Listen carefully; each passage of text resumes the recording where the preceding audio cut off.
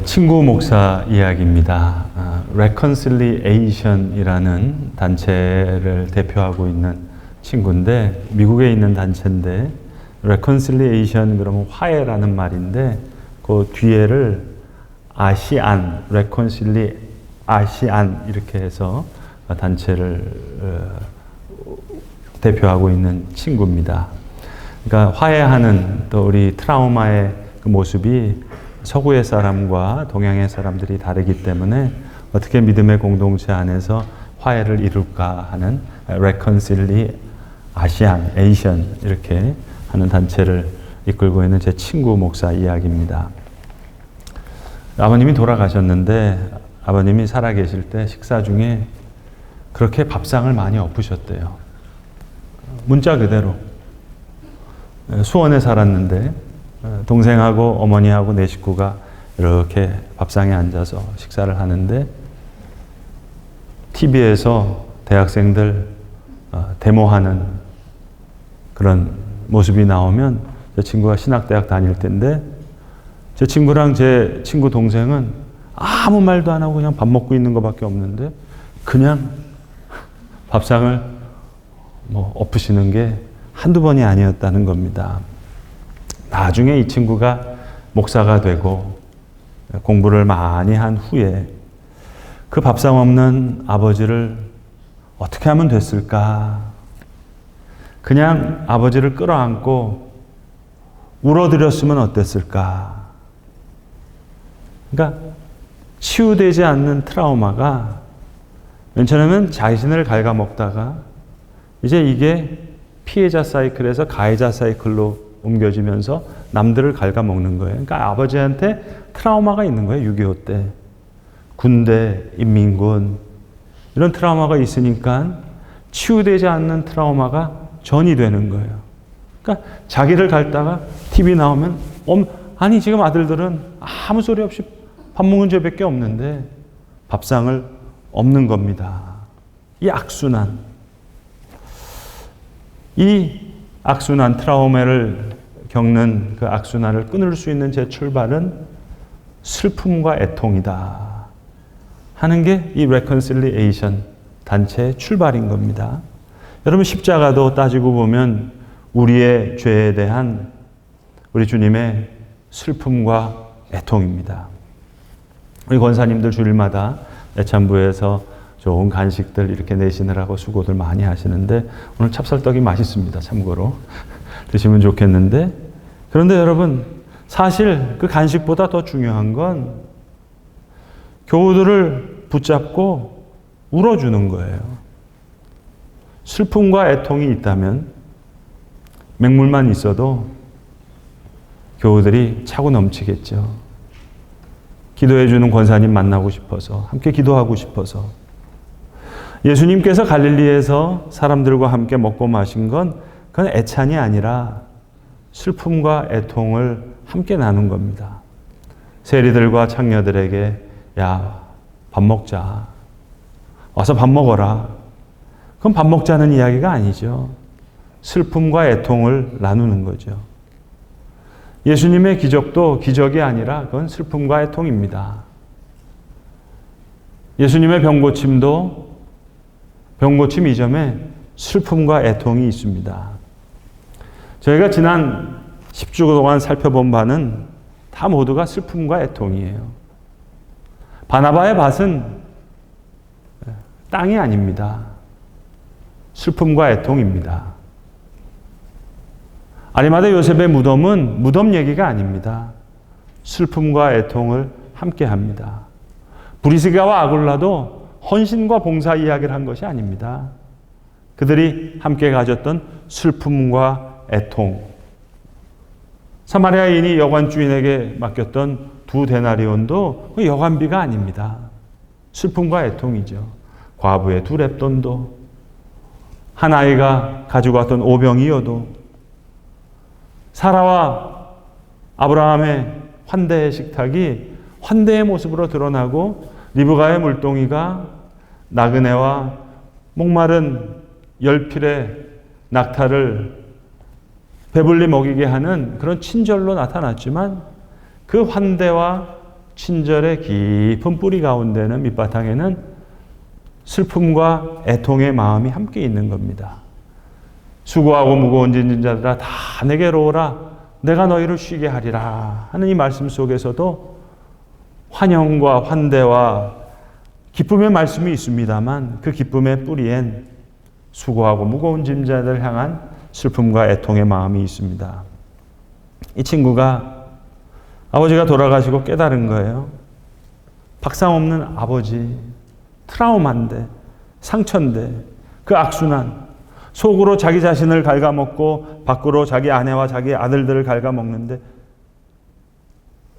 자기 자신은 본인은 모르는 거예요. 일단은 그냥 붙잡고 울었으면 그러면 아버지가 자기가 몰랐던 두려움을 규정할 수도 있었을 것이고 상실을 수용할 수도 있었을 텐데 기억을 되돌아보면서 그 근본 원인을 이해할 수 있었을지도 모르겠는데 아버지 돌아가시고 어머니는 일본으로 본인은 미국으로 동생은 호주로 뿔뿔이 흩어졌어요. 예수님의 십자가 그 슬픔과 애통 가운데 여러분 우리가 다시 살아나잖아요. 한 알의 밀알이 땅에 떨어져 많은 열매를 맺는다.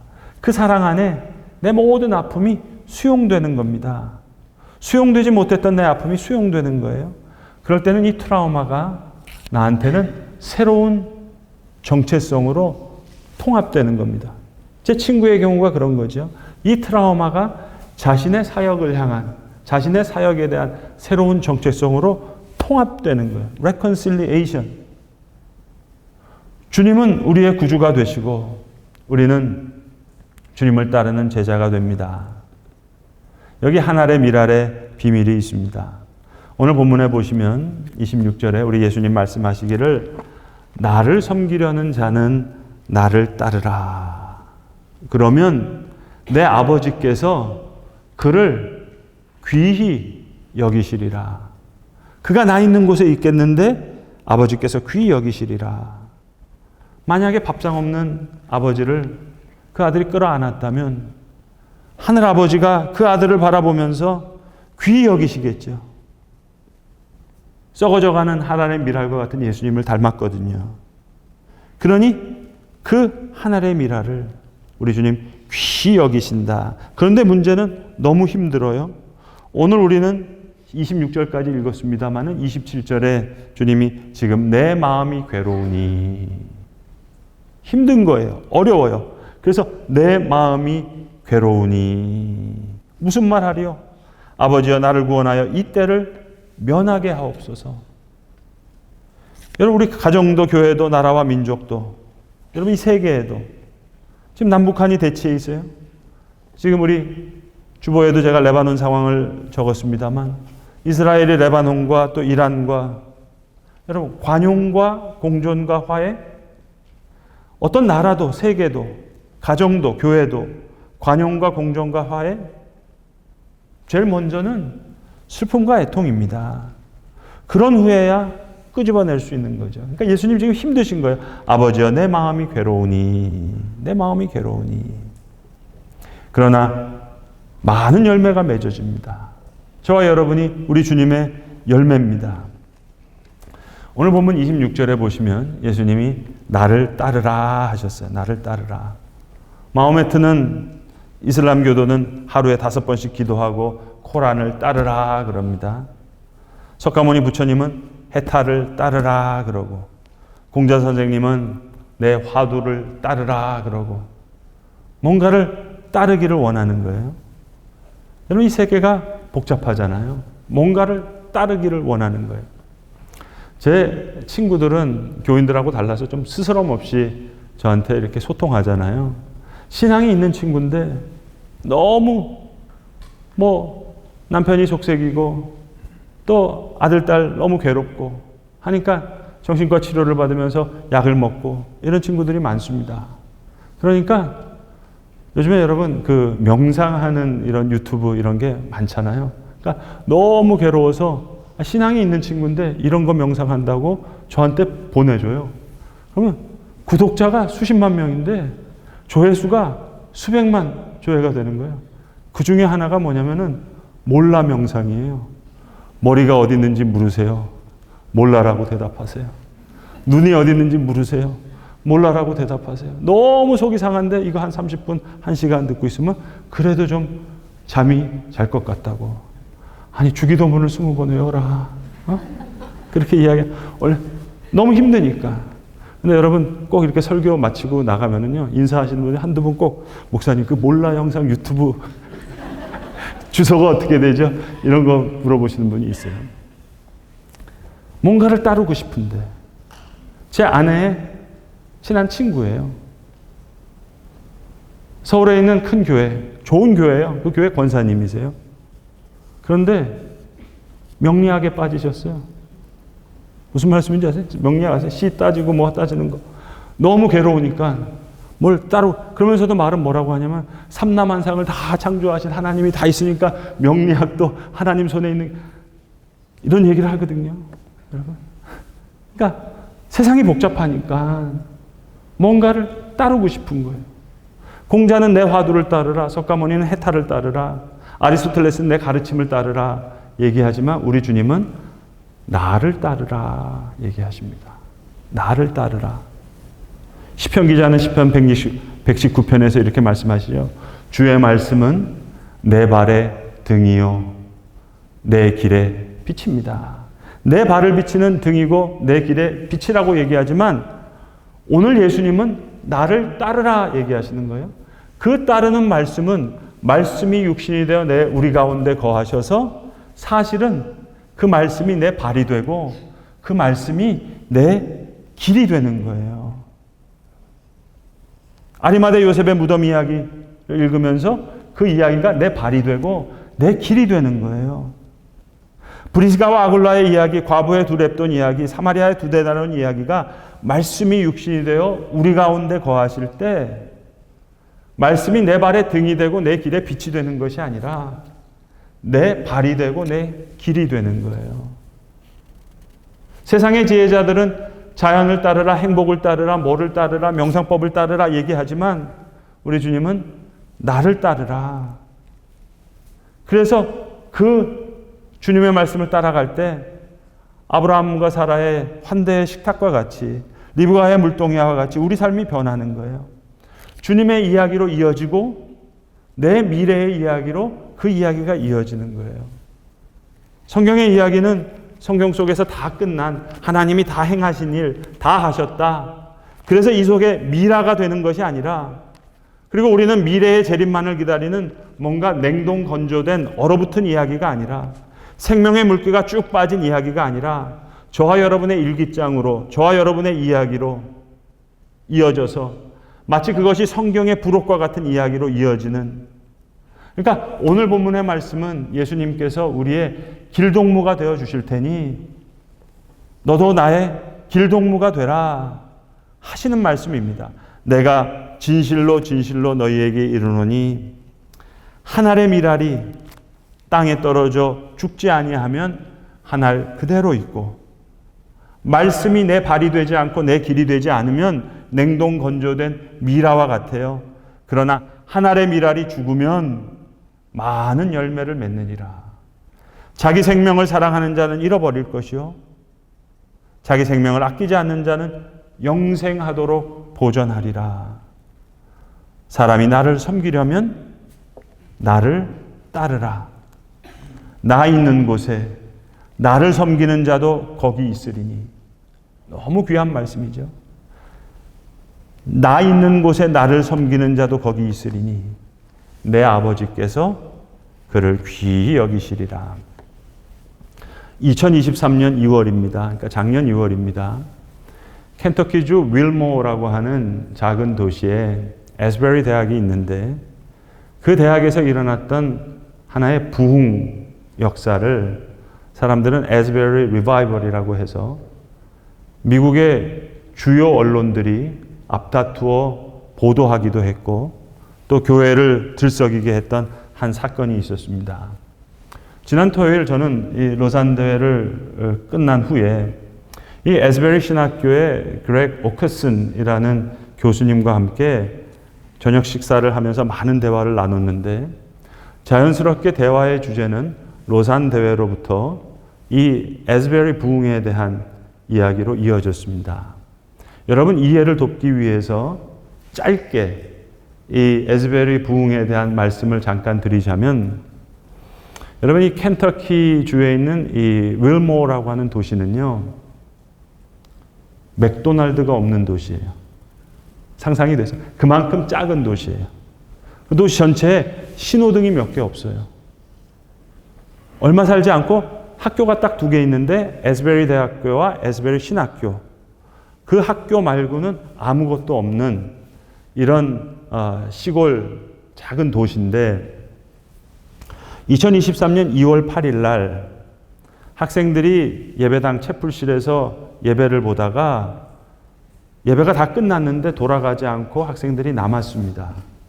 그리고 2주 반 동안 계속 찬송하고 기도하고 간증하고 자신의 죄를 회개하고 참회하는 이 시간을 갖게 된 거예요.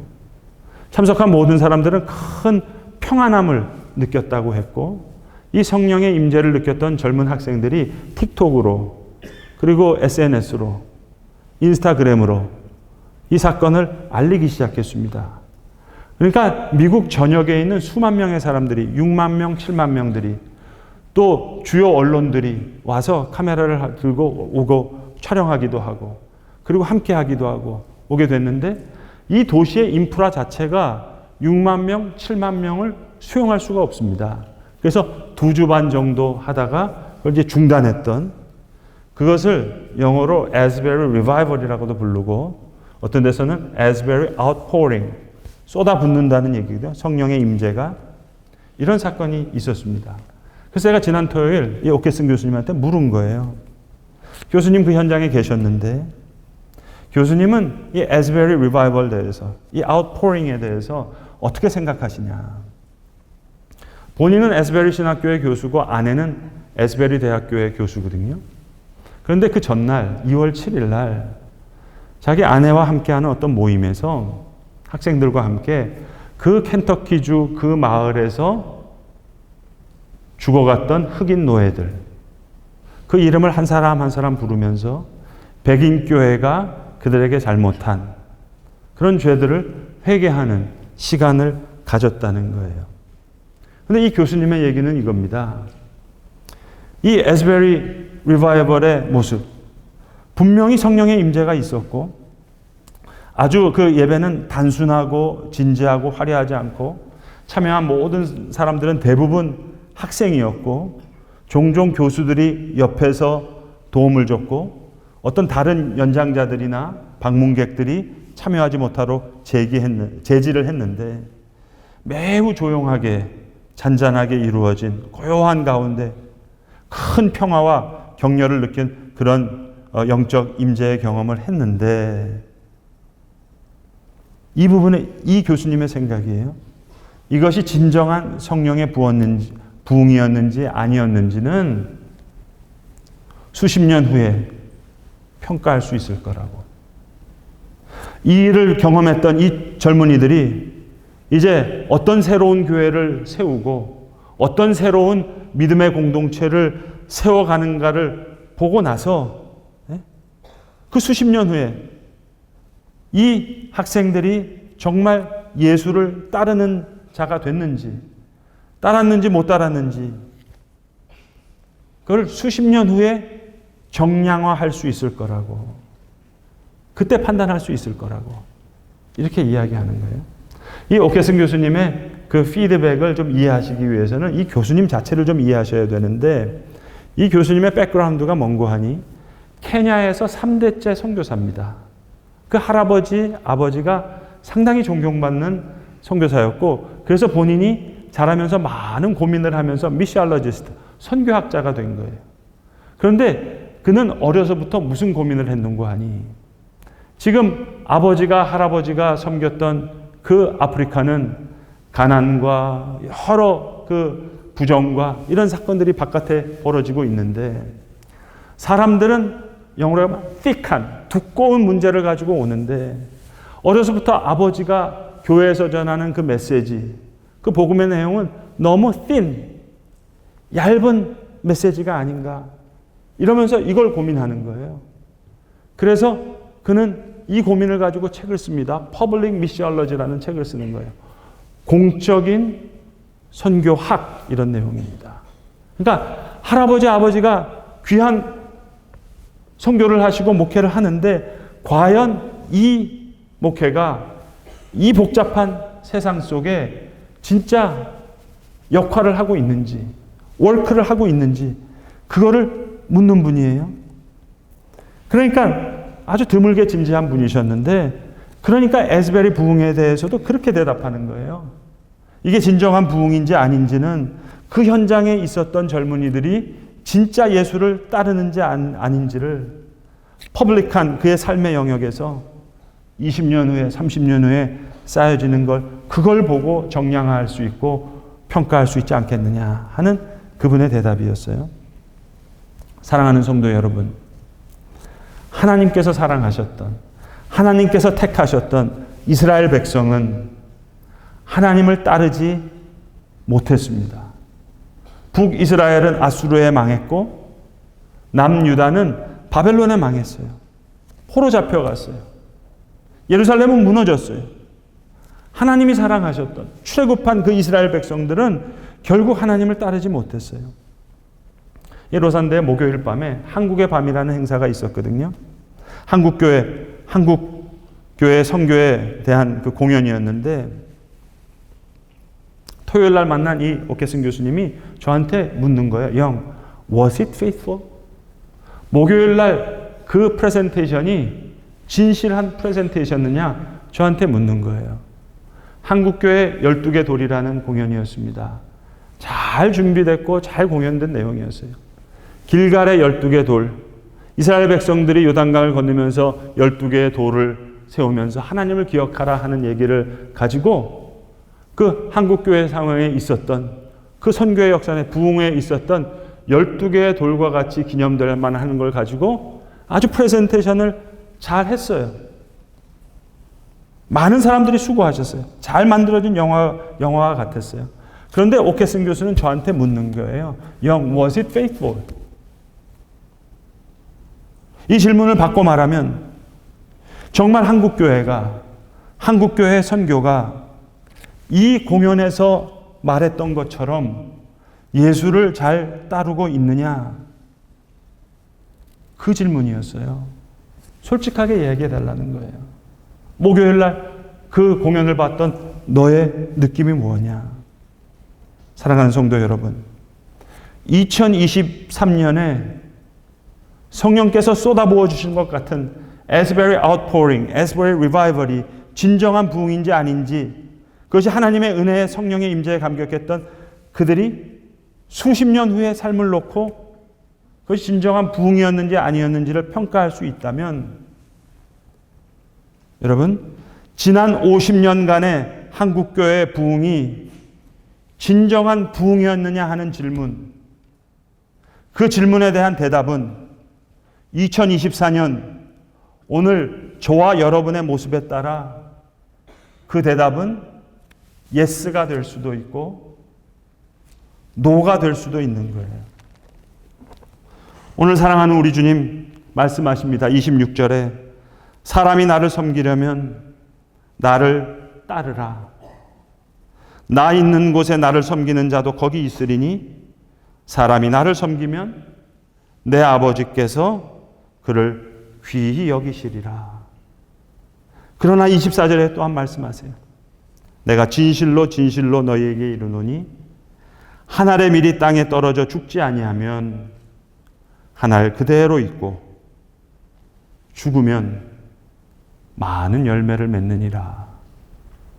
오늘 저와 여러분에게 우리 교회에게 주시는 하나님의 말씀인 줄로 믿습니다. 기도하겠습니다.